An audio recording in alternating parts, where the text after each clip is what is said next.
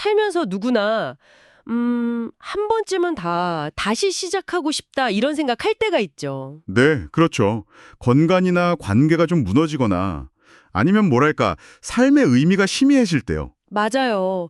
아, 진짜 다시 일어설 수 있을까? 이런 마음이 들 때 오늘 저희가 나눌 이야기가 어쩌면 작은 희망의 씨앗이 될지도 모르겠습니다. 네, 오늘은 시편 126편을 다룬 한 설교 내용을 좀 중심으로 해서요. 깊은 슬픔 속에서도 어떻게 회복의 기쁨을 찾고 또 새로운 시작을 맞이할 수 있는지 그 지혜를 좀 함께 탐구해 보려고 합니다. 아, 시편 126편이군요. 네. 저희가 살펴볼 자료는 바로 이 시편을 바탕으로 쓰여진 설교문인데요. 이 힘든 눈물이 어떻게 기쁨의 씨앗이 될 수 있는지를 잘 풀어내고 있어요. 좋습니다. 그럼 이 설교문 분석을 통해서 이 고난이라는 경험이 그냥 고통으로만 끝나는 게 아니라 오히려 놀라운 전환, 또 성장의 기회가 될 수 있다는 통찰을 얻는 데 좀 집중해 보죠. 네. 자, 그럼 바로 본론으로 들어가 볼까요? 첫 구절부터 상당히 인상 깊어요. 여호와께서 시온의 포로를 돌리실 때에 우리는 꿈꾸는 것 같더다. 네, 이 구절. 이게 70년간의 바벨론 포로 생활, 그러니까 고대 이스라엘 백성들이 타국에 강제로 끌려가 살았던 그 긴 시간 끝에 드디어 고국으로 돌아왔을 때 그 벅찬 감격을 담고 있거든요. 70년이라니. 정말 상상하기 힘든 시간이네요. 그렇죠.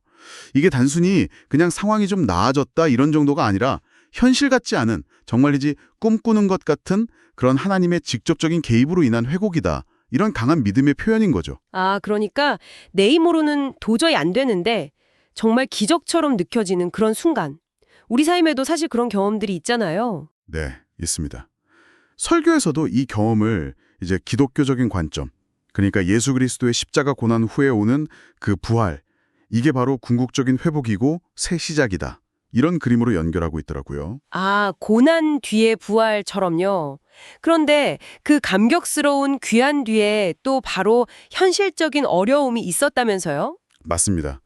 그게 참 아이러니하죠. 귀환의 기쁨도 잠시였고 그들이 마주한 고국 땅은 완전히 폐허였던 거예요. 성벽은 다 무너져 있고 성전은 불타버린 상태였죠. 와, 정말 막막했겠네요. 네. 그래서 터져나온 기도가 바로 이겁니다. 여호와여, 우리의 포로를 남방 시내들 같이 돌려보내소서. 남방 시내요? 그게 어떤 의미인가요?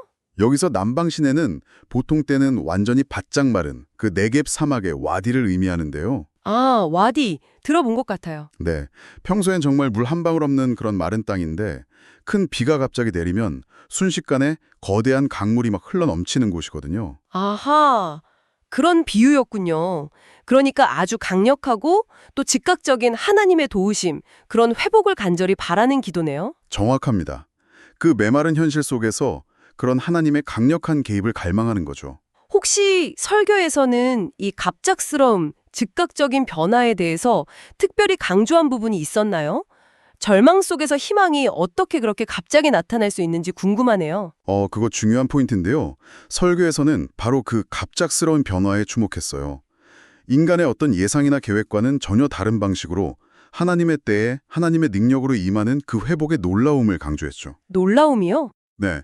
그래서 혹시 지금 기도가 너무 메마르고 삶의 에너지가 다 소진된 것처럼 느껴지는 그런 순간이 있다면 바로 그때가 이런 하나님의 예측 불가능한 은혜, 남방신혜와 같은 회복을 정말 간절히 구할 때라고 이야기합니다. 그 간절한 기도가 마른 땅에 생명의 강물을 부르는 씨앗이 될 수 있다는 거군요. 아, 여기서 자연스럽게 다음 구절로 또 연결이 되네요. 네, 맞아요. 눈물을 흘리며 씨를 뿌리는 저는 기쁨으로 거두리로다.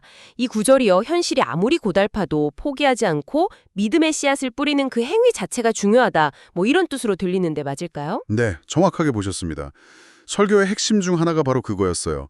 결과보다는 과정의 정직함에 초점을 맞추는 거죠. 과정의 정직함이요? 네, 눈물을 흘리면서도 씨를 뿌리는 그 행위, 즉 고통 속에서도 포기하지 않는 그 믿음의 몸부림 자체가 중요하다는 겁니다. 설교하신 분이 운동선수 코칭했던 경험을 예로 드시더라고요. 아, 운동선수 코칭이요? 네, 막 경쟁과 압박 속에서 힘들어하는 아이들에게 결과나 뭐 외부 평가 신경 쓰지 말고 네가 흘린 그 정직한 땀방울을 믿어라. 이렇게 강조하셨대요. 정직한 땀방울? 아, 뭔가 와닿네요. 결과가 당장 보이지 않더라도 그 과정 자체를 하나님께서 귀하게 보신다는 의미군요. 그렇죠. 근데 솔직히 말해서 그렇게 눈물로 씨를 뿌려도 이게 정말 기쁨으로 거둘 수 있을까 의심될 때가 많잖아요. 너무 힘들면. 설교에서는 이런 인간적인 어떤 의심이나 고독함 이런 건 어떻게 다뤘나요? 네, 바로 그 지점에서 설교는 성경 속 인물, 룻의 이야기를 아주 중요한 예시로 제시합니다. 아, 룻 이야기군요. 네, 룻 잘 아시겠지만 남편과 두 아들을 먼저 보내고 이방 땅 모압에서 시어머니 나오미를 따라서 베들레헴으로 와서 이삭을 주우면서 생계를 이어갔던 여인이잖아요. 그녀의 상황은 정말 뭐랄까 고독하고 절망적이었죠. 그렇죠. 정말 아무것도 없는 상황이었는데 룻은 근데 환경을 탓하기보다는 자기가 있는 자리에서 묵묵히 책임을 다했죠. 설교에서는 룻의 어떤 점을 특히 강조했나요? 룻이 결국에는 보아스라는 좋은 사람을 만나서 결혼하고 나중에는 다윗 왕가의 조상이 되는 어떻게 보면 해피엔딩을 맞이하지만 설교에서는 그 결과 이전에 주목해야 할 게 있다는 거예요. 절과 이전에요? 네.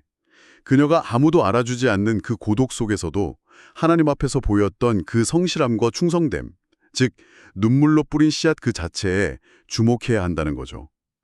하나님은 사람의 외적인 조건이나 상황이 아니라 그 마음 중심의 진실함을 보시고 그녀를 그렇게 존귀하게 사용하셨다는 겁니다. 아, 룻의 성실함과 충성됨. 그게 바로 눈물의 씨앗이었군요. 네. 그래서 혹시 지금 여러분 중에 홀로 어려움을 겪고 계시거나 아니면 관계의 아픔, 깨어진 약속 때문에 좀 소외감을 느끼신다면 하나님은 바로 당신의 그 중심을 보고 계신다. 이런 메시지를 전하고 있었습니다. 그렇군요. 결과가 아니라 과정 속의 진실함. 오늘 나눈 이야기들을 좀 정리해보면 이 시편 126편 설교는 결국 슬픔과 눈물의 시간이 끝이 아니라는 아주 강력한 희망을 전하고 있는 것 같아요. 네, 맞습니다. 우리의 눈물이 미래의 기쁨과 회복을 위한 씨앗이 될 수 있다는 것. 특히 기독교 신앙 안에서는 십자가 고난 너머의 부활처럼 말이죠. 네. 핵심은 그 눈물의 씨앗을 포기하지 않고 뿌리는 그 믿음의 행위에 있는 거죠. 절망 속에서도 정직하게 기도하고 또 말씀에 따라서 살아가려는 노력이 중요합니다. 네.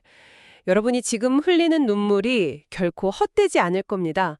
그 눈물의 씨앗을 통해서 하나님께서 반드시 기쁨의 열매를 맺게 하시고 새로운 아침을 열어주실 거라는 그런 믿음을 가져보시길 바랍니다. 네. 마지막으로 이런 질문을 한번 던져보고 싶습니다. 오늘 우리가 나눈 이야기처럼 지금 당신이 마주한 어려움이나 슬픔을 단순히 넘어야 할 장애물로만 보지 않고요. 미래의 기쁨을 위해 심겨지는 씨앗으로 바라본다면 어떨까요? 당신의 오늘의 태도나 행동에 어떤 작은 변화라도 생길 수 있을지 한번 깊이 생각해 보시면 좋겠습니다.